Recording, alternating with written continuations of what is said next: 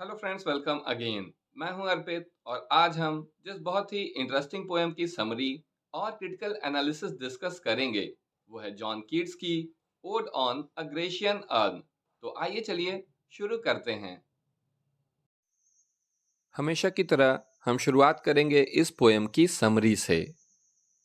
In this poem, Keats mulls over the strange idea of the human figures carved into the urn। तो देखिए, mulls का मतलब होता है विचार करना। तो इस पोएम में कीट्स जो है विचार कर रहे हैं इस स्ट्रेंज आइडिया के ऊपर। किस स्ट्रेंज आइडिया के ऊपर? Of the human figures carved into the earn. Earn का मतलब होता है कलश। तो इस कलश पर, ये जो ग्रेशियन अर्न है, इस पर जो है जो कार्व्ड, कार्व्ड का मतलब होता है नक्काशी बनी हुई है, उस पर खोद खोद कर चित्र बनाए गए हैं।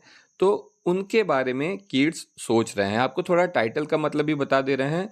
ग्रेशियन अर्न, अर्न मतलब आप जानते हैं कलश, और ग्रेशियन मतलब ग्रीस, एक एंशियंट कंट्री थी ग्रीस। अगर आप हिस्ट्री जानते होंगे तो Sikandar the great, Alexander the great जो आया था इंडिया पर अटैक करने, तो वो भी ग्रीस का ही रहने वाला था।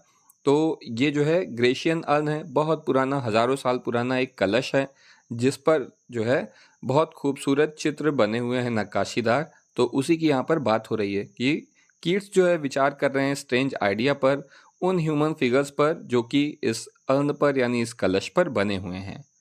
दे आर पैराडॉक्सिकल फिगर्स। और ये जो चित्र हैं ये कैसे हैं? ये पैराडॉक्सिकल हैं, यानी अपोजिट हैं बिल्कुल। किस तरीके से? Free from the constraints and influences of time but at the same time. तो कंस्ट्रेंट्स का मतलब होता है बाध्यताएं। तो ये उन बाधाओं से फ्री हैं, मुक्त हैं। किन बाधाओं से? समय की बाधाओं से, क्योंकि ये हजारों साल पहले बनाया गया था, तो ये समय की बाधा से मुक्त है। But at the same time, लेकिन साथ ही साथ इम्प्रिजेंट इन द एग्जैक्ट मोमेंट। ये ठीक उसी मोमेंट में जब इसको बनाया गया था उसी में इम्प्रेजेंट भी है, क्योंकि ये उसी ज़माने का है। उसी जब भी हम इसको देखते हैं तो हमें उस ज़माने, उस समय के बारे में ही पता चलता है, यानी एंशियंट ग्रीस के समय के बारे में, कि उनकी आर्ट कितनी बेहतरीन थी। For all that they don't have to worry about growing old और डाइंग। और इन सब वजहों से या इन सब के बाद जो है इसे कोई फिक्र नहीं करनी है, वरी नहीं करना है। किस चीज़ के बारे में? अबाउट ग्रोइंग ओल्ड और डाइंग, कि ना तो जो है ये आर्ट है, आर्ट कभी बूढ़ी नहीं हो सकती, कभी मर भी नहीं सकती है। तो यही बात यहाँ पर कही जा रही है। They can not experience life as it is for the rest of humanity. और ये जो अर्न है ये क्या नहीं कर सकता है? ये लाइफ को उस तरह से एक्सपीरियंस नहीं कर सकता है जैसे कि ये बाकी ह्यूमैनिटी के लिए है। तो यहाँ पर जो है इस ग्रेशियन अर्न की बात हो रही है, क्योंकि देखो हम सब इंसान हैं। हम लोग की लाइफ कैसी है कि हम सभी एक ना एक दिन मर जाते हैं। इंसान की डेथ होती है, यही अंतिम सत्य है। लेकिन ये जो ग्रेशियन अर्न है असल में ये रिप्रेजेंट कर रहा है आर्ट को, और आर्ट कभी नहीं मरती है। ठीक, तो ये बात अपने ध्यान में रखिएगा, अपने मन में। तो चलिए आगे देखते हैं। Ode on a Grecian urn represents three attempts at engaging with the urn and its scenes। तो ये जो पोयम है ये रिप्रेजेंट करती है उन थ्री अटेम्प्ट्स को जो कीट्स ने की है इस पोयम में। और किस चीज़ की अटेम्प्ट है वो? एंगेजिंग विद द अर्न, जिसमें वो इस अर्न के साथ, इस कलश के साथ, और इस पर जो बने हुए सीन हैं उनके साथ एंगेज होने की कोशिश कर रहे हैं।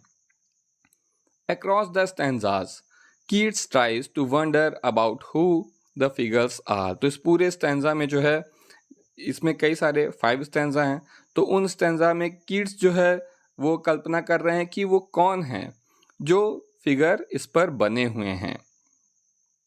वॉट दे आर डूइंग, वो क्या कर रहे हैं। वॉट दे रिप्रेजेंट, वो किसे रिप्रेजेंट करते हैं। And what the underlying meaning of their images might be, और इनकी जो इमेजेस यहाँ पर बनी हैं इसकी असल में मीनिंग क्या है, इसका मतलब क्या है।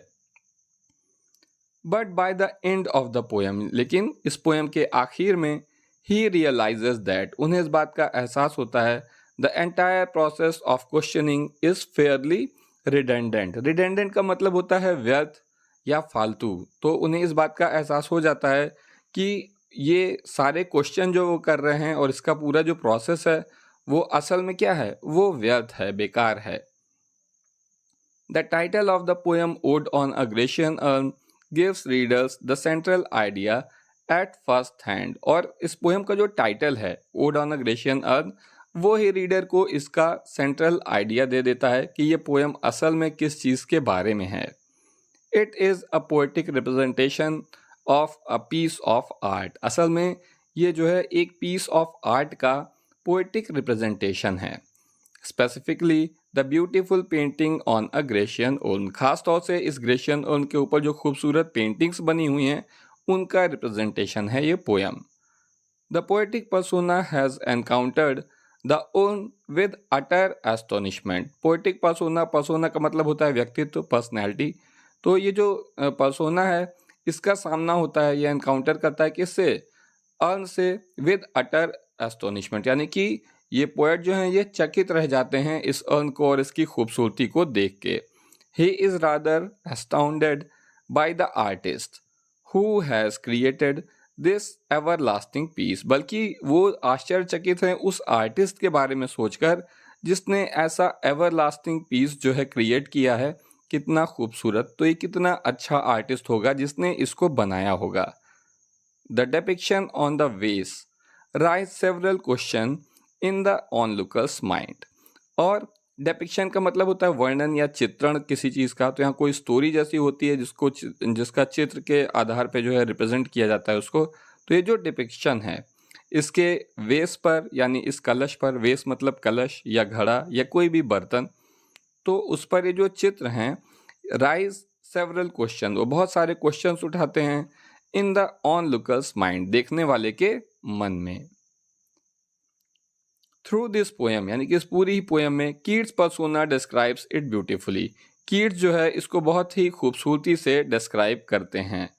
इन the end he proclaims the everlastingness of art through the line beauty is truth, truth beauty. आखिर में इस पोएम की बिल्कुल जो लास्ट लाइन है वो प्रोक्लेम करते हैं, वो दावा करते हैं किस चीज़ का? The everlastingness of art. कि आर्ट जो है वो एवर लास्टिंग होती है, वो कभी भी ख़त्म नहीं होती. तो इसका दावा किस तरह से करते हैं? थ्रू द लाइन, ये जो बहुत ही फेमस, बहुत ही मशहूर लाइन है, beauty is truth, truth beauty. तो इसके द्वारा जो है वो कहते हैं कि आर्ट जो है वो एवर लास्टिंग है, यानी कि खूबसूरती जो है वही सच है और जो सच है वही खूबसूरती है. ये क्वेश्चन बहुत आता है एग्जाम्स में कि ये किसने कहा है. तो आप याद रखिएगा कि जॉन कीट्स की लाइन है. ये किस पोएम से ली गई है ये तो अब आप जानते ही हैं, odd on a Grecian earn. तो ये हो गई इस पोएम की समरी. अब हम इसका क्रिटिकल एनालिसिस डिस्कस कर लेते हैं और शुरुआत करेंगे इसकी थीम से. इसमें कई सारी थीम्स हैं, तो आइए उनको वन बाय वन डिस्कस कर लेते हैं.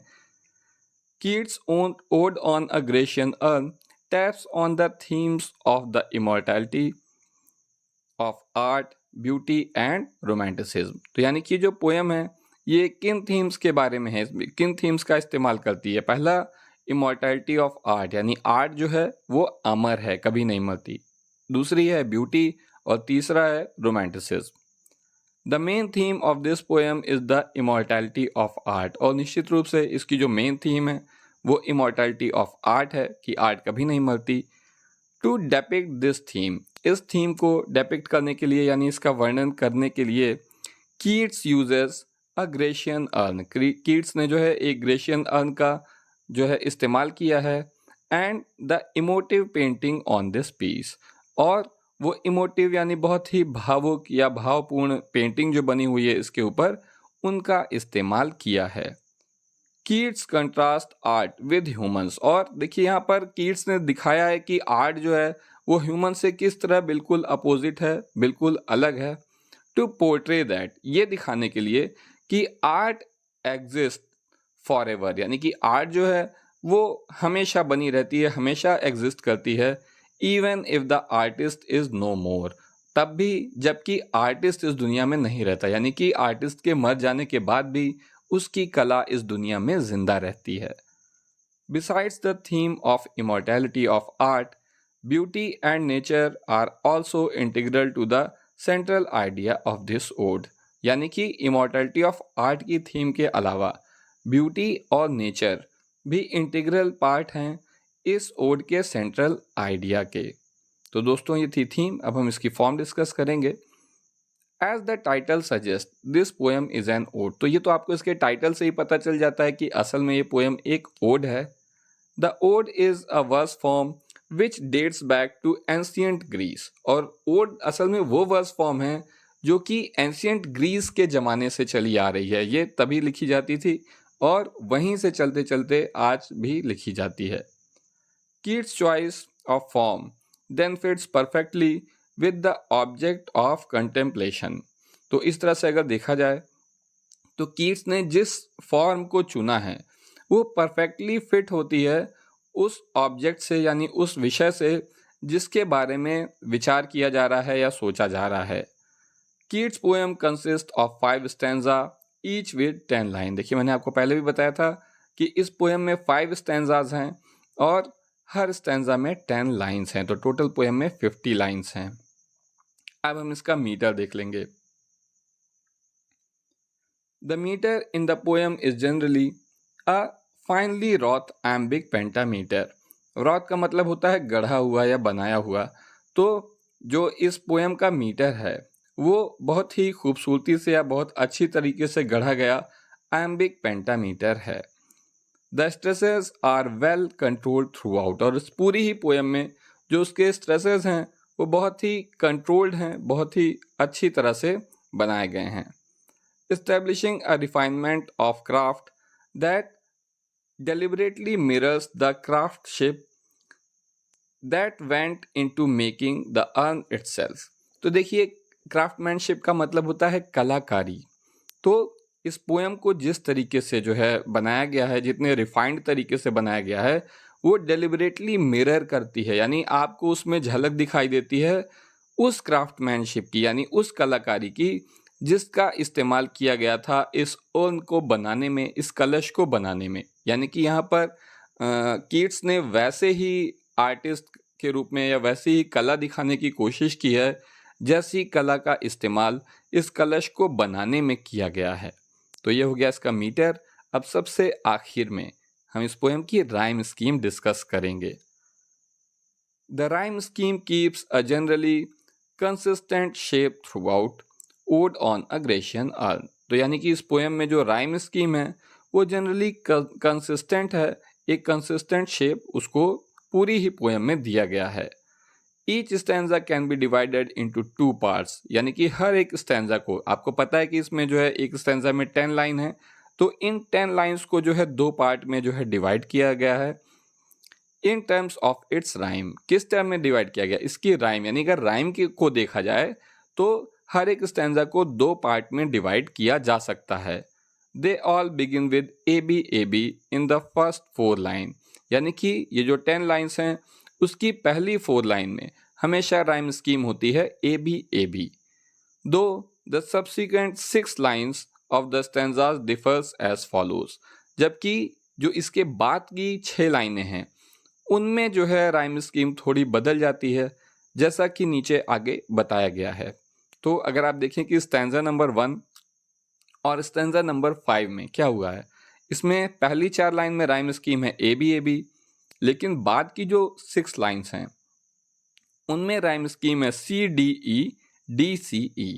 इसी तरह से अगर आप सेकेंड स्टैंजा देखें तो उसमें क्या है, ए बी पहली जो है 4 लाइन्स हैं और बाद की 6 लाइन में CDE। इसी तरह से जो थर्ड स्टैंजा है और फोर्थ स्टैंजा है उनमें क्या राइम स्कीम है, हमेशा की तरह ए बी पहली 4 लाइन है और बाद की जो 6 लाइन है वो है CDE। तो दोस्तों अगर ये वीडियो आपके लिए यूज़फुल है तो इसे लाइक करिए और अगर मन करे तो चैनल भी सब्सक्राइब कर देना, ठीक है। तो आज के लिए बस इतना ही। Thank you.